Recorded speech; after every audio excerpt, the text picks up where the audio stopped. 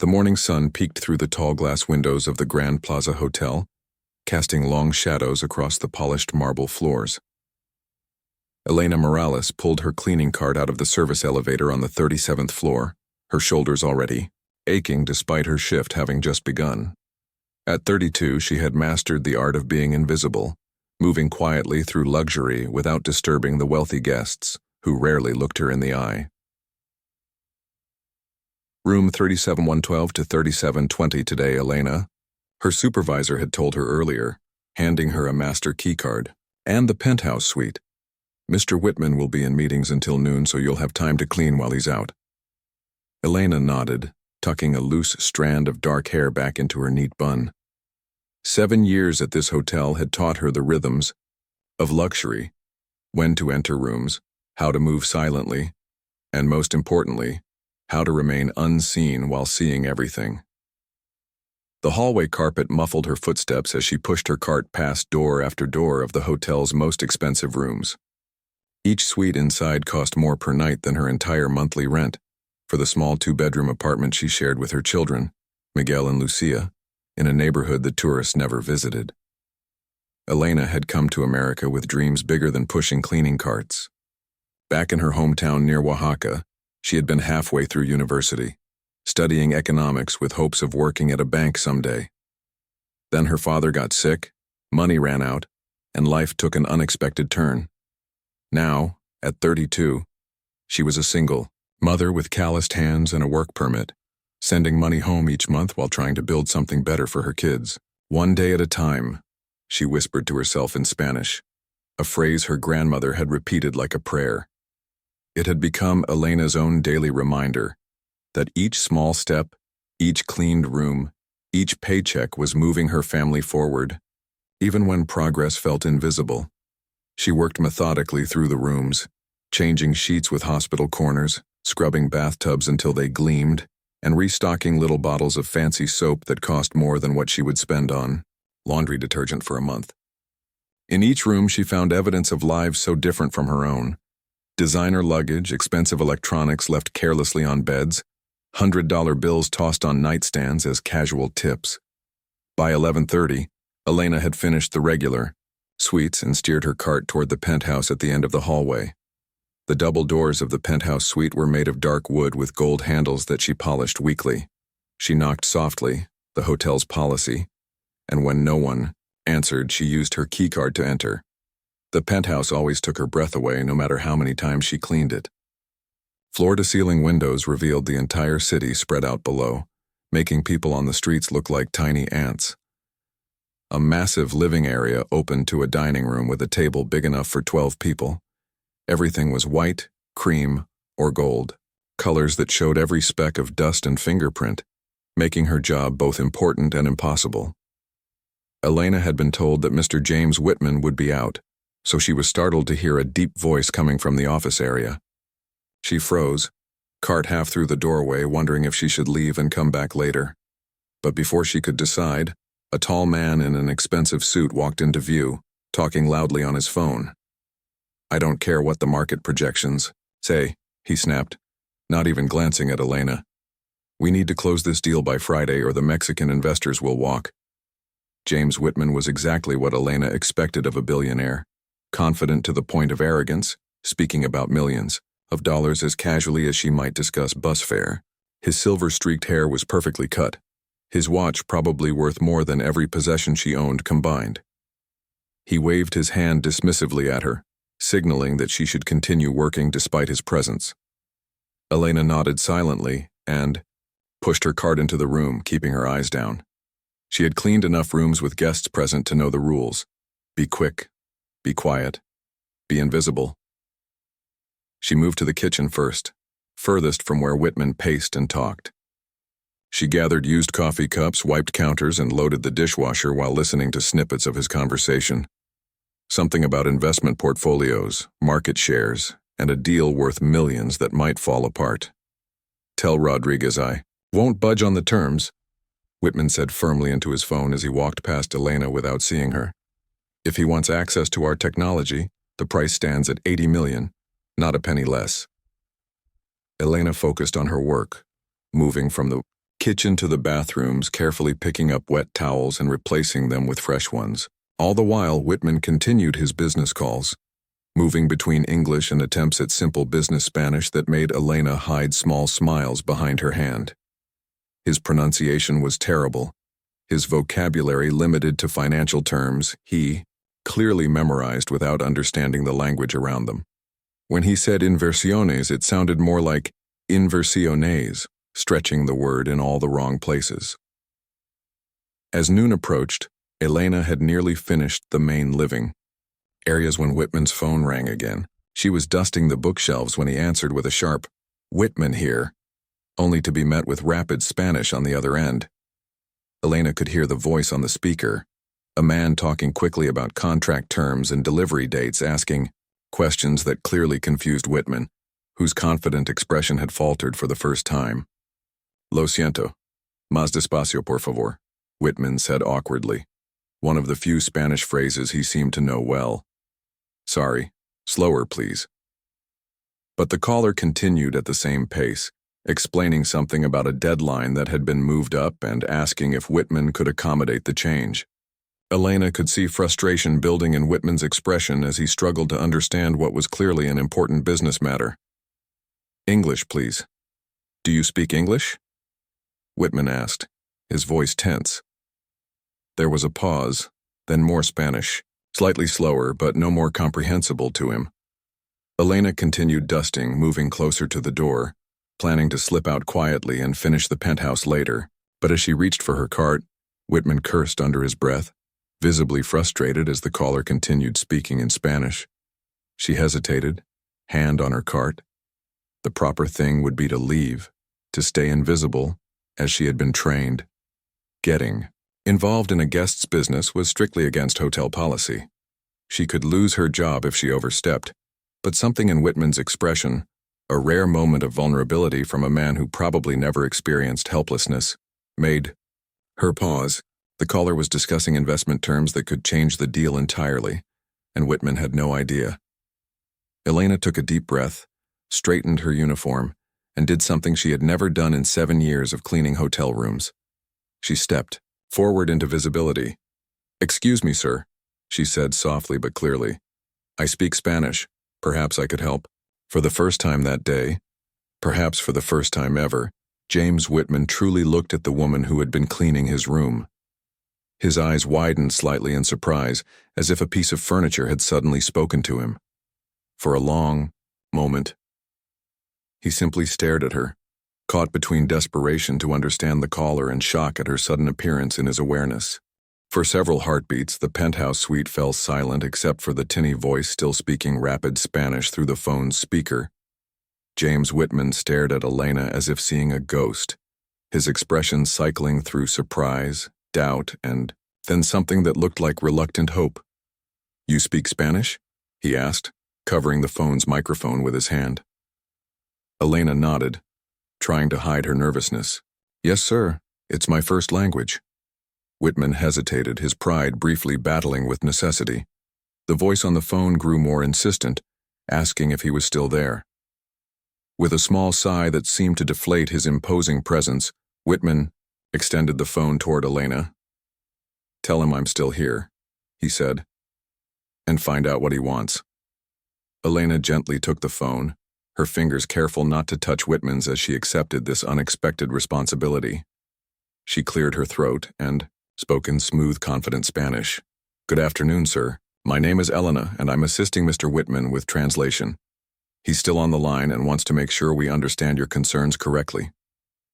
The caller paused, clearly surprised by the new voice, then continued in Spanish. "I am Francisco Reyes from Inversiones Globales in Mexico City. We need to change the meeting from Thursday to tomorrow morning. The board has moved up their decision timeline, and if we don't finalize terms by tomorrow afternoon, we'll have to consider other investment opportunities."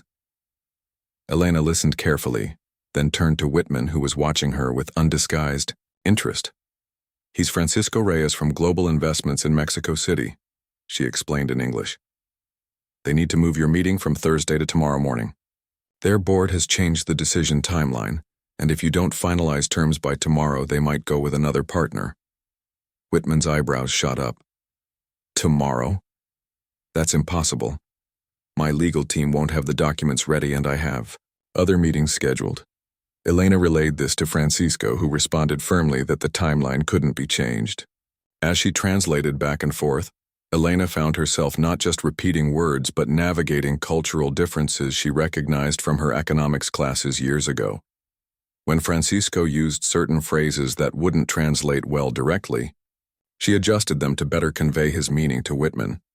Mr. Reyes says it must be tomorrow, but he understands your position, Elena explained, adding, in Mexican business culture, showing flexibility for important partnerships demonstrates genuine interest. If you refuse to adjust your schedule, he might interpret that as a lack of commitment to the deal. Whitman frowned, studying her face. How do you know that? I studied international business relations before. Elena trailed off, gesturing discreetly at her cleaning uniform.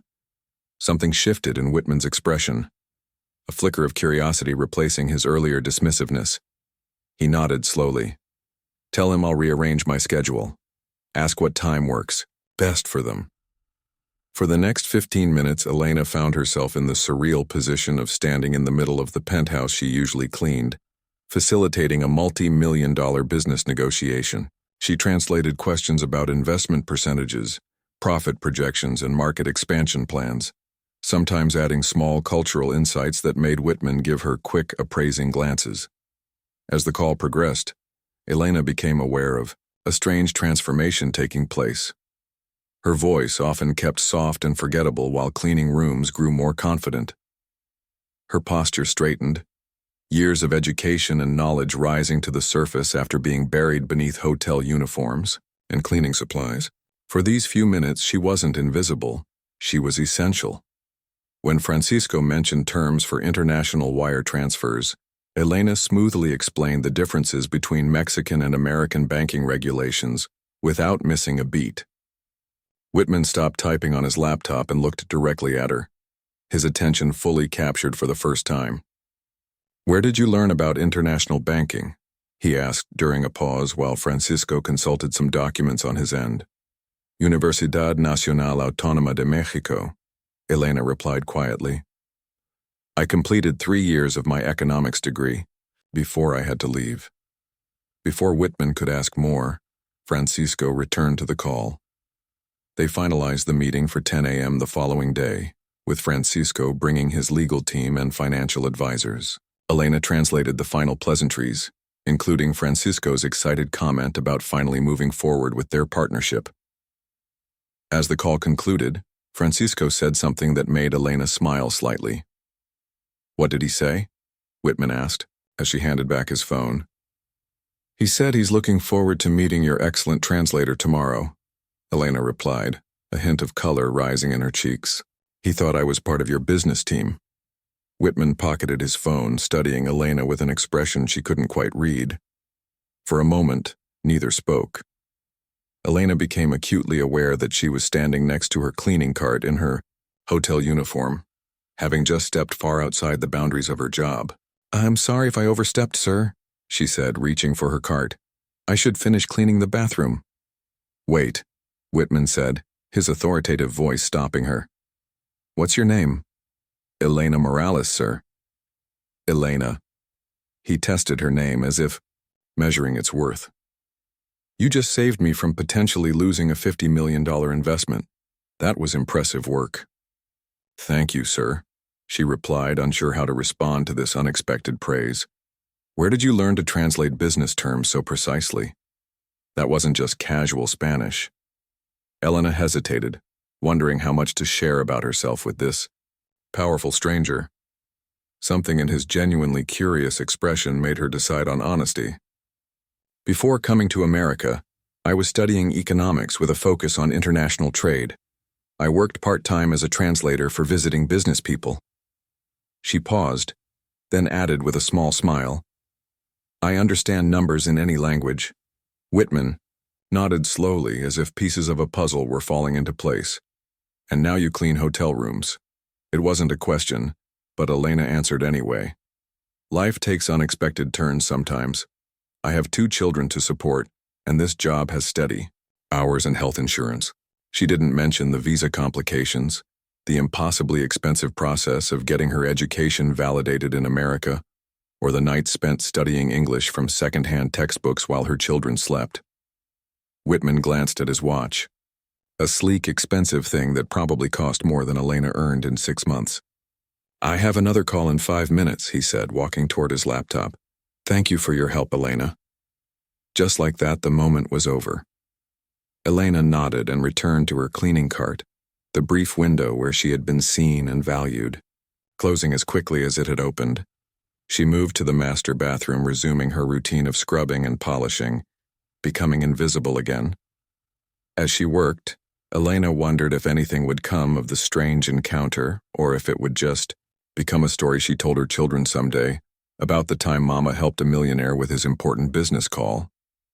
By the time she finished cleaning the penthouse, Whitman had moved to the bedroom for his next call, barely glancing up as she quietly let herself out. She couldn't have known that as the door closed behind her. Whitman was already sending a text message to his assistant with instructions to find out more about Elena Morales of the Grand Plaza Hotel. The next morning arrived with a gentle rain tapping against the windows of Elena's apartment. She woke before her alarm, her mind replaying yesterday's strange encounter with James Whitman. As she prepared breakfast for her children, she wondered if the businessman even remembered her name. People like him rarely noticed people like her for more than a moment. "Mama, can we have pancakes on Saturday?" asked 8-year-old Miguel as Elena packed his lunch. "Maybe." She smiled, smoothing his hair. "If I'm not called for an extra shift." After dropping the children at school, Elena arrived at the Grand Plaza Hotel 15 minutes early, as she always did. The employee entrance bustled with activity, kitchen staff arriving for the morning shift, maintenance workers checking their assignments, and housekeepers like her collecting their carts and key cards. Elena was reaching for her time card when she heard her name called. She turned to see Gloria, the head of housekeeping, walking toward her with an unusual expression, somewhere between concerned and confused. "Elena, I need to speak with you," Gloria said, motioning her to step away from the time clock. "In private." Elena's stomach tightened. In her experience, being called aside never meant good news. Had she done something wrong? Was she being let go? Her mind raced through yesterday's events. Had helping Mr. Whitman somehow violated hotel policy? Gloria led her to the small office shared by the housekeeping supervisors and closed the door. "Is everything okay?" Elena asked, her voice steady despite her racing heart. "That's what I was going to ask you," Gloria replied, studying Elena's face. "Mr. Whitman from the penthouse has requested you come to his suite immediately this morning. Not to clean. He specifically asked for you by name." Elena blinked, surprised. "Me? Why?" "He didn't say. Just that he needed to speak with you as soon as you arrived." Gloria lowered her voice. "Elena, in 15 years working here, I've never had a penthouse guest ask for a specific housekeeper by name.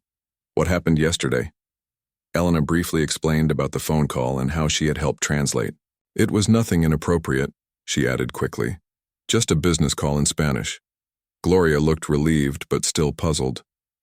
"Well, whatever the reason, when someone like James Whitman asks for something, the hotel jumps. You're to go up there." "Right away." She paused. "Do you want me to come with you?" The offer touched Elena. Gloria was looking out for her, concerned about sending a housekeeper alone to a guest's room for anything other than cleaning. "I'll be fine," Elena assured her. "Thank you. If you're not back in 30 minutes, I'm calling security," Gloria said firmly. Elena nodded, grateful for the protection. She smoothed her uniform, checked her appearance in the small mirror on the wall, and headed for the elevator. As she rode up to the top floor, her mind filled with possibilities. Perhaps Mr. Whitman wanted to thank her properly for her help. Maybe he had a tip for her. Or possibly he needed more translation assistance with his Mexican business partners. Whatever it was, she reminded herself to stay professional and remember her place. The elevator doors opened directly into the private foyer of the penthouse suite. Elena took a deep breath and knocked on the double doors. They opened almost immediately, but instead of Mr. Whitman, a young woman in a sleek business suit greeted her. "Elena Morales?" the woman asked, consulting a tablet in her hand. Yes, that's me. Please come in. Mr. Whitman is expecting you. Elena stepped into the penthouse, which looked vastly different from yesterday. The dining table was now covered with laptops, documents, and coffee cups.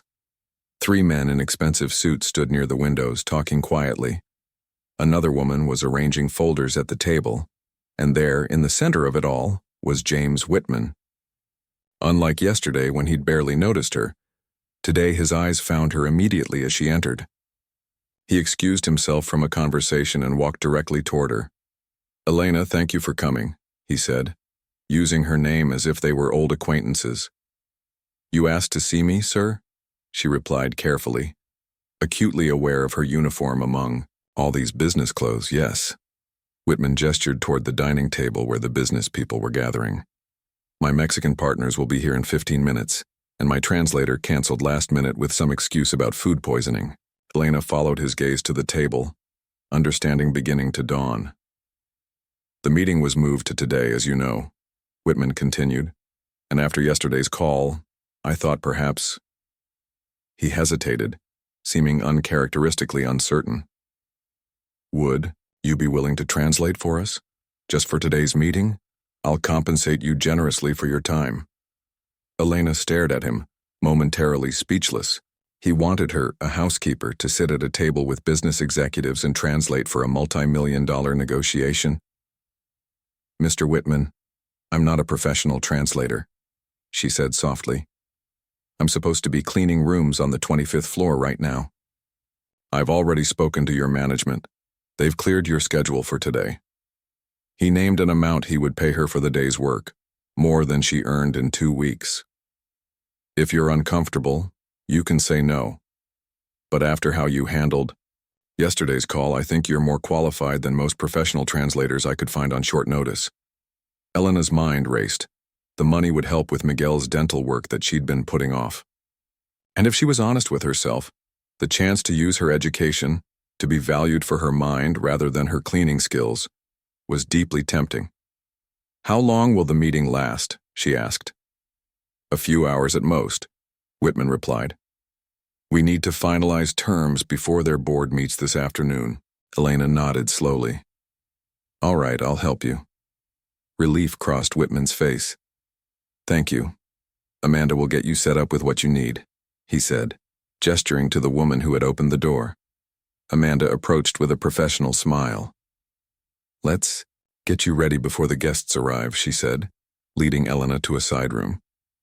Inside was a small dressing room with a mirror and several garment bags hanging on a rack. Mr. Whitman thought you might be more comfortable in business attire for the meeting, Amanda explained, unzipping one of the bags to reveal a simple but elegant dark blue suit. We had to guess your size, so I hope these work. Elena stared, at the clothes, then back at Amanda. He wants me to change my clothes?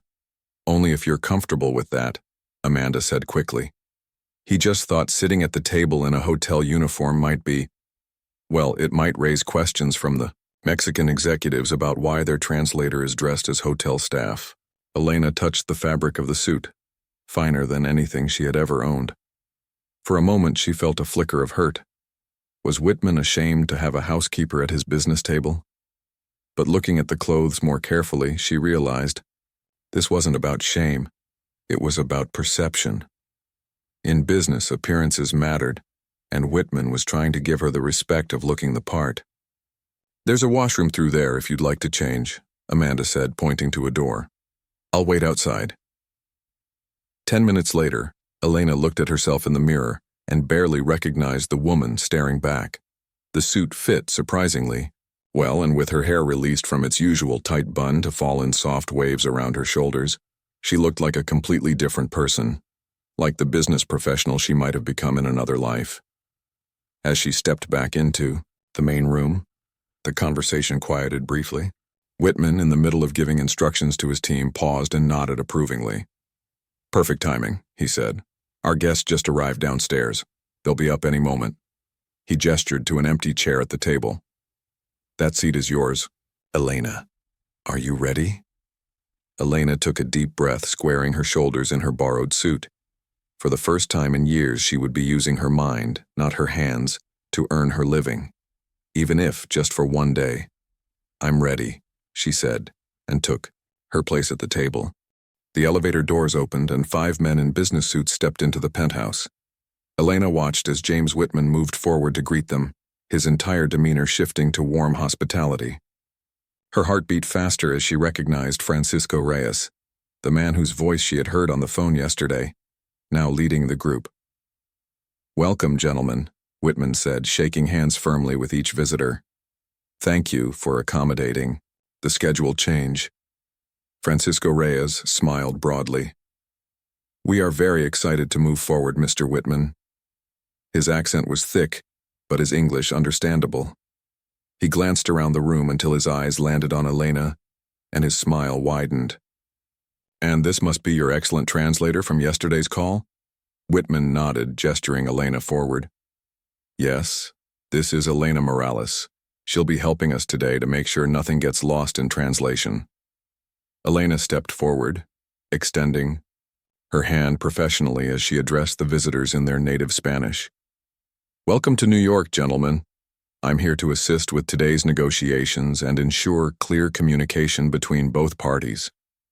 The Mexican businessmen looked impressed and visibly relaxed at being greeted in their own language. They responded warmly, with one of them commenting, "Finally, someone who pronounces our names correctly."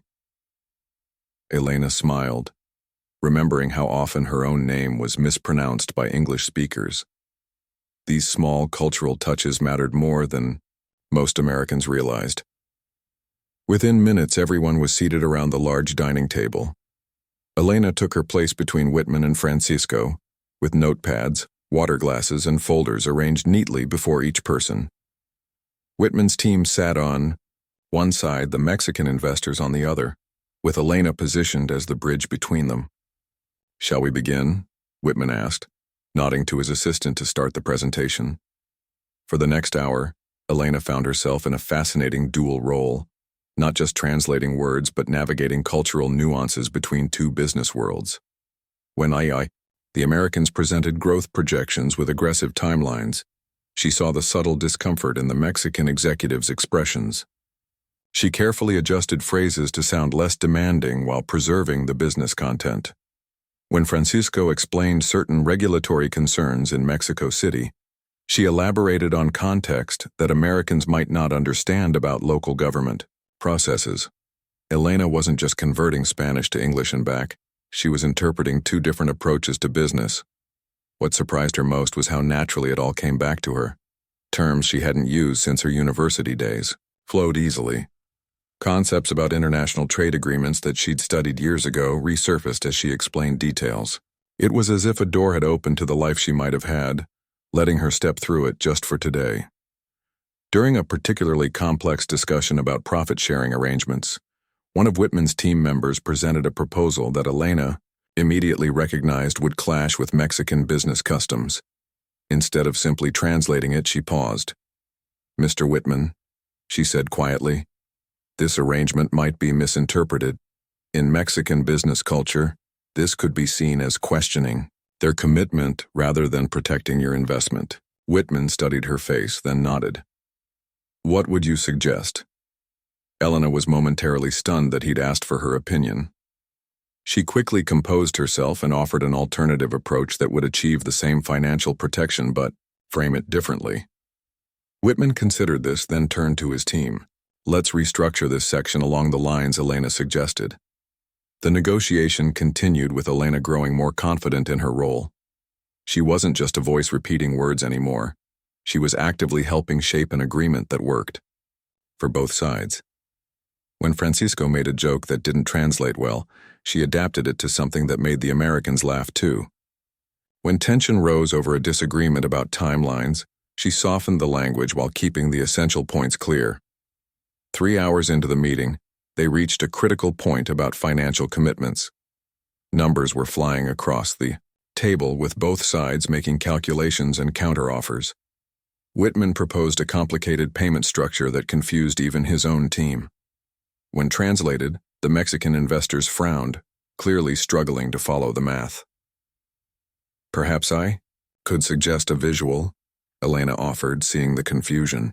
Without waiting for permission, she took a blank sheet of paper and quickly sketched a timeline with payment stages, using her economics training to illustrate the cash flow in a way both sides could easily understand.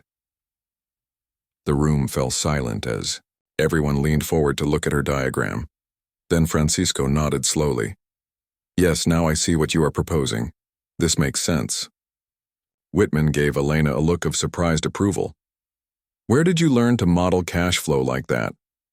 The question hung in the air, and Elena became acutely aware that everyone was looking at her. She felt a flash of discomfort. Should she admit she was normally a housekeeper with an unfinished economics degree? Before she could decide how to answer, Francisco spoke up. "Your financial team is very talented, Mr. Whitman," he said. "May I ask which firm Ms. Morales normally works with?"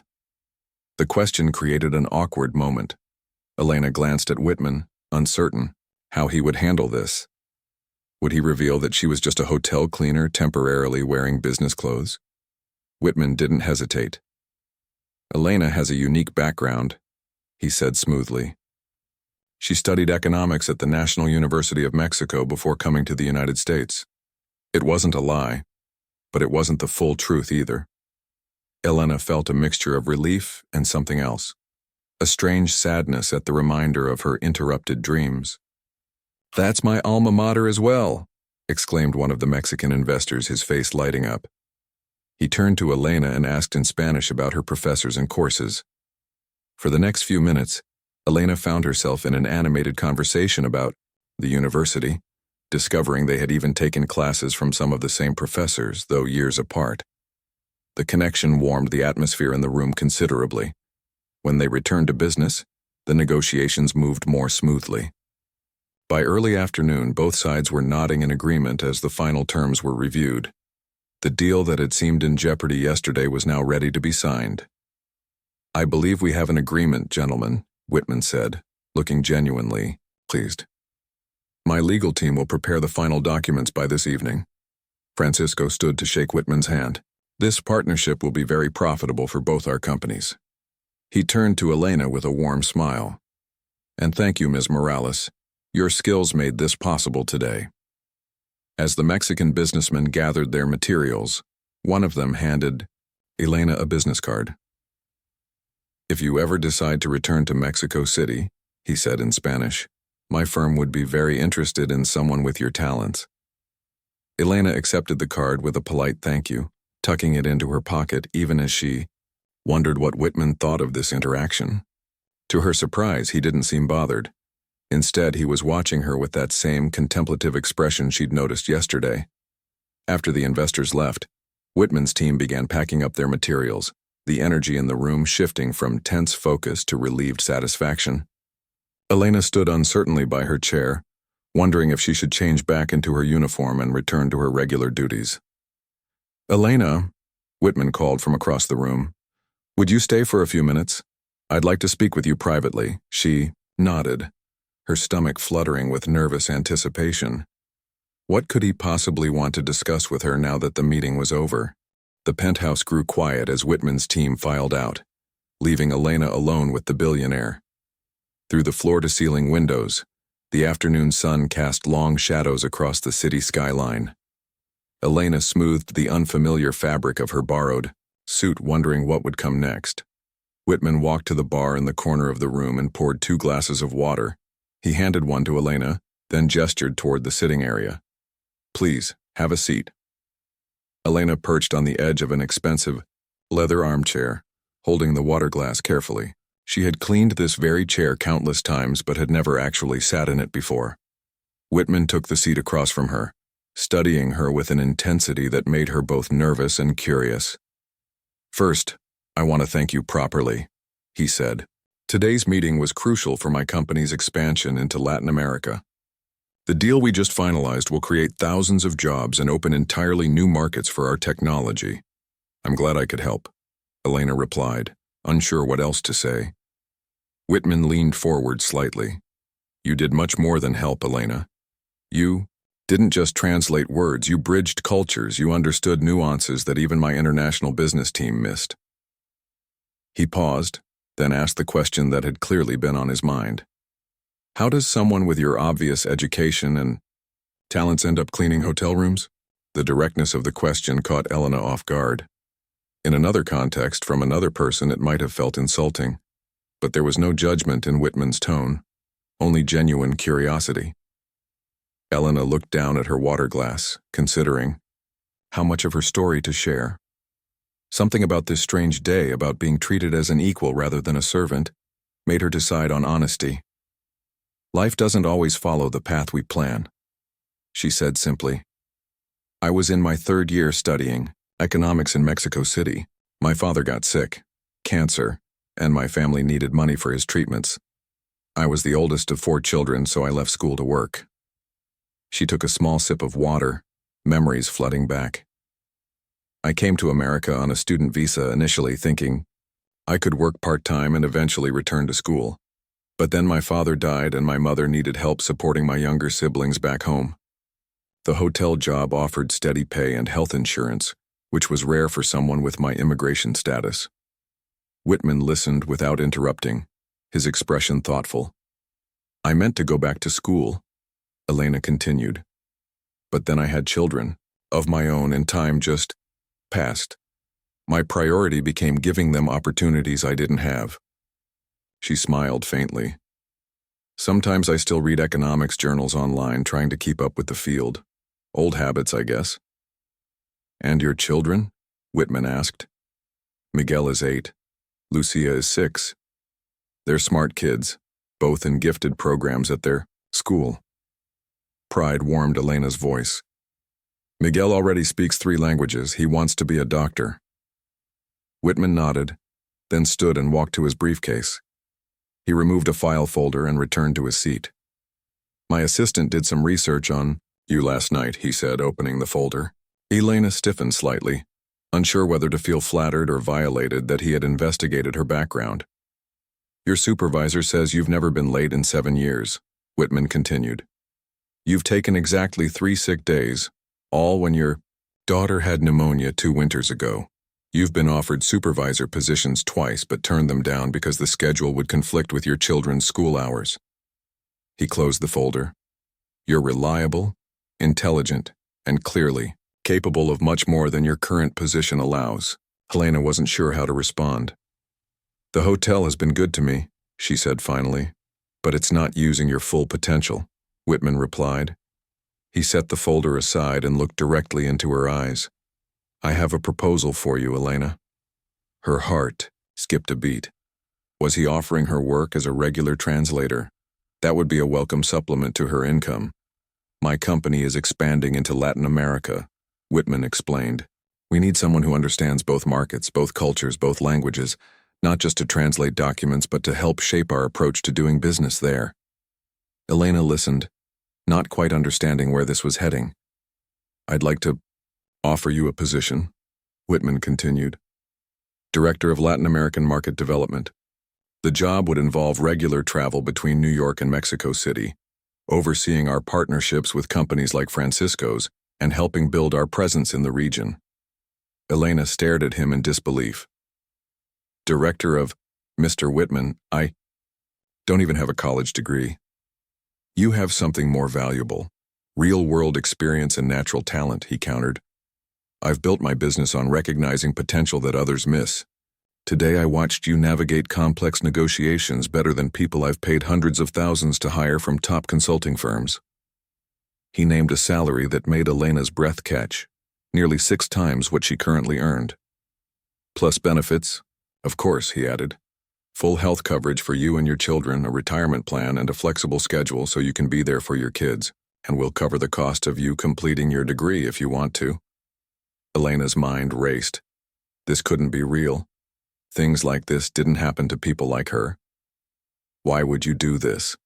She asked softly. You don't even know me. I know enough, Whitman replied. I know you're smart, hardworking, and have a unique perspective that my company needs. And frankly, I'm tired of hiring the same types of people from the same schools with the same limited worldviews.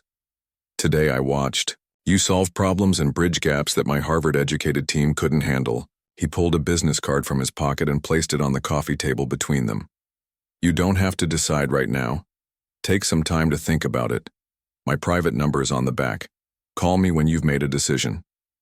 Elena picked up the card, running her thumb across the embossed lettering. Her mind swirled with possibilities and questions. Could she really step into such a role? What would her children think? How would her life change? This is very generous, she said carefully. But I need to be practical. My immigration status, already being addressed by my legal team, Whitman interrupted.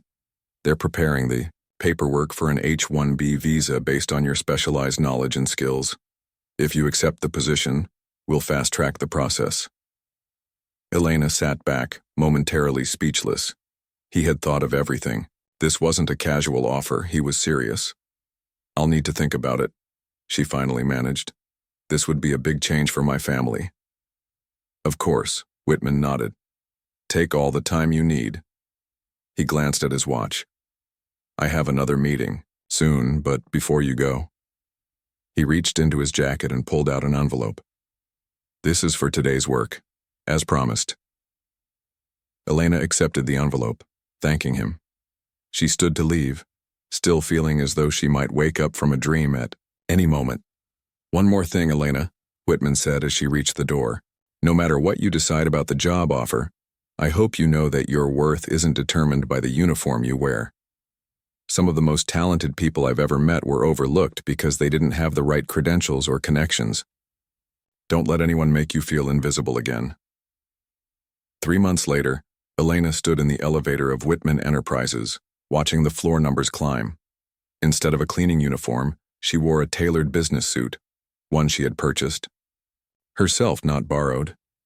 Her employee badge identified her as Elena Morales, Director of Latin American Market Development. The elevator doors opened onto the executive floor, where her new office overlooked the city. Her assistant greeted her with a morning coffee and a schedule for the day, a video conference with investors in Mexico City, lunch with the marketing team, and an afternoon meeting with Whitman to discuss their expansion strategy. On her desk sat framed pictures of Miguel and Lucia, now enrolled in one of the city's best schools. Next to them was a small framed newspaper article about Whitman Enterprises' innovative new hiring program, focused on finding hidden talent in unexpected places.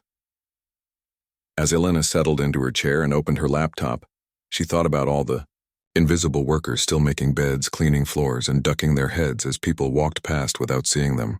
She had already hired 2 of them, a brilliant Vietnamese maintenance man with an engineering background for their technical team, and a Nigerian security guard with a finance degree for their accounting department.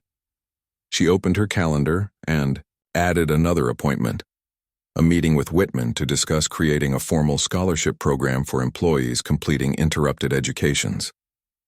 Her own classes toward finishing her economics degree were going well, though they sometimes felt unnecessary, now that she was already doing the work she had once only dreamed about.